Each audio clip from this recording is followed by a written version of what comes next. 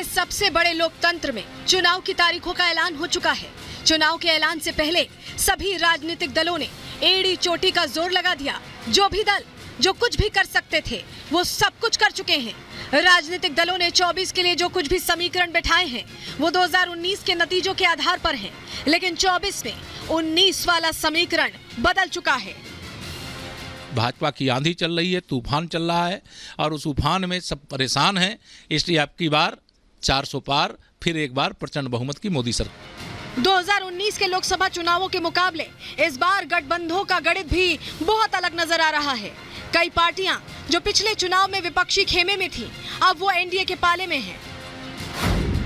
UP में जयंत चौधरी की नेतृत्व वाली आरएलडी, बिहार में उपेंद्र कुशवाहा और जीतन राम मांझी की पार्टियां 2019 में विपक्षी खेमे में थी।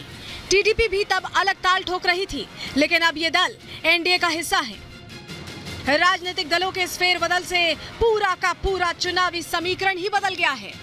4 जून को जब मतगणना होगी तो 400 पार सीटें जीतकर हम लोग एनडीए माननीय नरेंद्र मोदी जी को प्रधानमंत्री बनाएंगे। एनडीए का मुकाबला इंडी गठबंधन कर रहा है, जिसमें कांग्रेस सहित कई विपक्षी दल शामिल हैं। इनके अलावा कुछ दल अकेले ही चुनावी मैदान में हैं, जिसमें मायावती की पार्टी बीएसपी, बंगाल में ममता बनर्जी की टीएमसी, केरल और बंगाल में लेफ्ट, ओडिशा में नवीन पटनायक की पार्टी बीजेडी, तमिलनाडु में एआईडीएमके, आंध्र प्रदेश में वाईएसआर कांग्रेस, तेलंगाना में केसीआर की पार्टी बीआरएस और असदुद्दीन ओवैसी की पार्टी एआईएमआईएम जैसे नाम शामिल हैं। 24 का ये समीकरण विपक्ष पर उल्टा पड़ता नजर आ रहा है।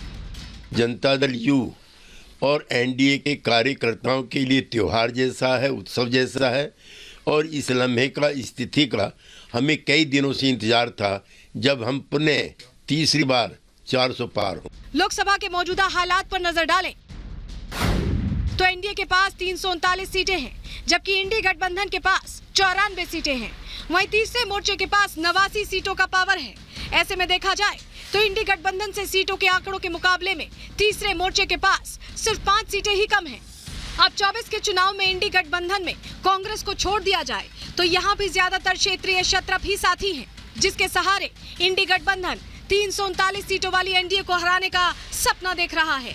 जहां पे भी इनकी सरकार है, चाहे केंद्र में हो चाहे राज्यों में हो, ये अपने ट्रैक रिकॉर्ड के ऊपर चुनाव नहीं लड़ते, एक स्पेक्टेटर और विक्टिमहुड के ऊपर चुनाव लड़ते हैं। 24 की लड़ाई में एनडीए इंडी गठबंधन पर सीधे सीधे भारी पड़ता नजर आ रहा है। इंडी की तरफ से अभी तक कोई ऐसा दांव नजर नहीं आया है जो 24 चुनाव का रुख मोड़ दे। एनडीए सत्ता में है। प्रधानमंत्री मोदी ने अपने वादे पूरे कर जनता में एक विश्वास पैदा किया है। 70 सालों से अटके पड़े मुद्दों को कानूनी रूप से हल किया गया है। इसके अलावा उन्होंने जन जन तक सरकार की योजनाओं की पहुंच बना दी है, जिसका सीधा लाभ लोग उठा रहे हैं। ऐसे में अगर इंडी गठबंधन कोई चमत्कार नहीं कर पाया तो 24 में भी एनडीए की जीत तय नजर आ रही है। Bureau report, Republic Bharat. तो एक बार आपको जरा वोट प्रतिशत बता देते हैं। 2019 में कौन कितना आगे रहा मौजूदा सीटों को लेकर, किसको कितना वोट प्रतिशत मिला है, जरा बता देते हैं। जानकारी आपके सामने, चलिए जल्दी से रख देते हैं। ये आपके बहुत अहम है। देखिए, एनडीए की बात करें 353, इसीलिए 400 पार का नारा इस बार दिया गया है। 370 पार बीजेपी और एनडीए 400 पार। यूपीए की बात करें तो 129 सीटों पर था और वोटिंग प्रतिशत अभी बताएंगे आपको। देखिए 33 जो है अदर्स थे, लेकिन वोटिंग प्रतिशत एनडीए का बताएं तो 47% था उस दौर में 2019 में। यूपीए का 30% था और अदर्स को मिला लें तो 23% था। तो अब ये सिनेरियो बदल गया है क्योंकि बहुत सारी पार्टीज जो अगेंस्ट लड़ रही थी वो अब साथ आई है। क्या इसका कुछ इफेक्ट होता है, क्या इसका कुछ असर होता है, ये तो देखिए 4 तारीख को ही पता चलेगा जब चुनावी नतीजे आएंगे, जब सियासत के कब का रिजल्ट आएगा।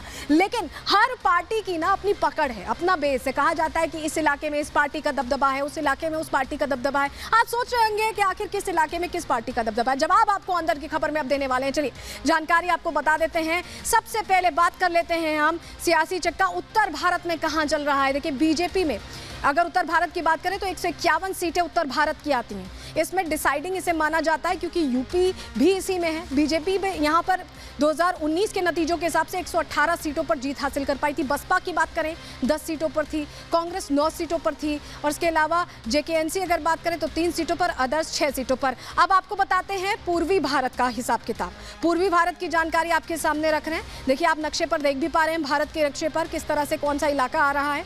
यहाँ पर कुल 117 सीटें हैं और बीजेपी 54 सीटों पर यहाँ जीत हासिल कर सकी थी। यहाँ आंकड़ा बढ़ा सकती है। टीएमसी यहाँ पर 22 सीटों पर जीत हासिल कर सकी थी। जेडीयू 16 सीटों पर, बीजेडी 12, कांग्रेस 5 और अदर्स 8। अब अगली तस्वीर आपके सामने रख रहे हैं मध्य भारत की। यहाँ समझिए 40 सीटें हैं। बीजेपी यहाँ 37 सीटों पर काफ़ी अच्छी पोजीशन में थी 2019 में, उसे रिपीट करने का एक तरह से चैलेंज है। कांग्रेस के पास काफ़ी कुछ करने को है क्योंकि 3 ही सीटों पर जीत उस समय 2019 के चुनावों में हासिल कर पाई थी। अब आपको दक्षिण भारत के बही खाता बता देते हैं। दक्षिण भारत में देखिए कांग्रेस और बीजेपी में बराबरी की टक्कर, 132 सीटें कुल हैं, 29 की बात है तो दोनों के लिए करने के लिए काफ़ी कुछ है। लेकिन डीएमके की बात करें तो 24 सीटों पर था, वाईएसआरसीपी 22 सीटों पर, टीआरएस 9 और अदर्स 19। अब आपको बताते हैं हम पूर्वोत्तर भारत की तस्वीर। पूर्वोत्तर भारत की तस्वीर आपके सामने रख रहे हैं। 25 सीटें यहां कुल आती हैं। बीजेपी 14 सीटों पर जीत हासिल कर चुकी थी, कांग्रेस 4, एआईयूडीएफ 1, आईएनडी 1,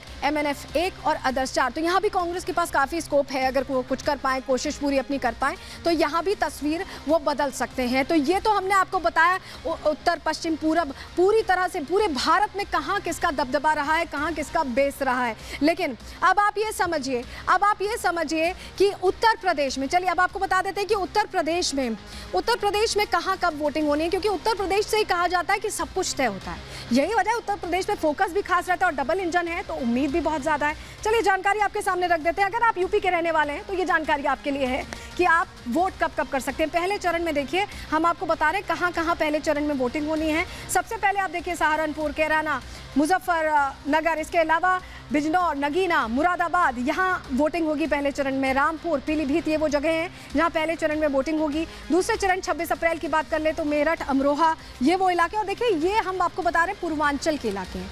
पहले चरण में जो वोटिंग हो रही है उसमें दोनों चरण, चाहे 19 अप्रैल की बात करें, 26 अप्रैल की बात करें, तो पूर्वांचल के माफ कीजिएगा पश्चिमी यूपी के इलाके हैं। पश्चिमी यूपी के इलाके हैं जिन पर खास जोर आजमाइश है। इसके अलावा आपको बताएं तीसरे चरण की बात अगर हम कर लें, देखिए यहाँ पर 7 चरणों में वोटिंग हो रही है उत्तर प्रदेश में। तीसरे चरण की अगर हम बात करते हैं तो 26 अप्रैल को वोटिंग है। और ये जो इलाके हैं आप देख पा रहे हैं, मैनपुरी, एटा, बदायूं, ये पूरा जो है सपा का गढ़ माना जाता है। संबल, हाथरस, तो यहाँ पर और ताकत यहाँ लगाई गई है। यहाँ पर तमाम जो रैलीज हैं उस पर लगातार फोकस किया गया है। चौथे चरण की हम बात कर लेते हैं। चौथा चरण 13 मई को है और 13 मई को ये जो चौथा चरण है इसमें सेंट्रल यूपी है। ये वो इलाका है सेंट्रल यूपी का जहाँ पर वोटिंग होनी। देखिए शहर हम आपको बता रहे हैं, शाहजहांपुर, सीतापुर, कानपुर, ये वो जो शहर हैं ये सेंट्रल यूपी में आते हैं। यहाँ पर मिक्स्ड पॉपुलेशन है, मिक्स्ड वोट बैंक है। ऐसे में यहाँ पर भी जो समीकरण अभी सेट किए जा रहे हैं वो कितने कारगर होते हैं ये वोटिंग के डे के बाद 4 तारीख को पता चलेगा। लेकिन अगर हम फेज़ 5 की बात करें, देखिए अभी हम 4th फेज़ की आपको तस्वीरें दिखा रहे थे। फेज़ 5 की 5वें चरण की बात कर लेते हैं जो 20 मई को होना है। अब अवध का इलाका आ जा रहा है। रायबरेली आपको पता है, रायबरेली छोड़ दिया गया है, अमेठी छोड़ दिया गया है। अमेठी में अब स्मृति ईरानी अपनी फिर से ताकत आजमाने की कोशिश करी। तो ये तमाम जो वो इलाके हैं जो कि अवध में आते हैं वहाँ पर 5वें चरण में वोटिंग होगी, यानी 20 मई को वोटिंग होगी। फैजाबाद, कैसरगंज, गोंडा, ये तमाम जगह हैं जहां पर वोटिंग की जाएगी। लखनऊ भी यहीं पर है जहां से राजनाथ सिंह चुनाव लड़ेंगे। अब बात कर लेते हैं हम छठे चरण की। छठे चरण की जानकारी आपके सामने रख देते हैं। 25 मई को ये चुनाव होने हैं छठे चरण के। छठे चरण में पूर्वांचल है, पूर्वांचल, और 1 जून को जो है वो भी पूर्वांचल को फोकस करके, और उसके बाद 4 तारीख को नतीजे आ जाएंगे। तो ये पूरी जो तस्वीर है ये हमने आपको समझा दी कि उत्तर प्रदेश में कब कहाँ चुनाव होने हैं। लेकिन जिस तरह से अभी ये चुनावी रण का ऐलान हो चुका है, अब लगता है कि जोर आजमाइश और पूरी ताकत से होनी है। और अंदर की खबर में इंडियन पॉलिटिकल लीग का जो पूरा ड्रामा है, पूरी हलचल है, सियासत है, हर तस्वीर हम आपको लगातार अंदर की खबर में दिखाएंगे। इसी के साथ आज के लिए दीजिए इजाजत। नमस्कार।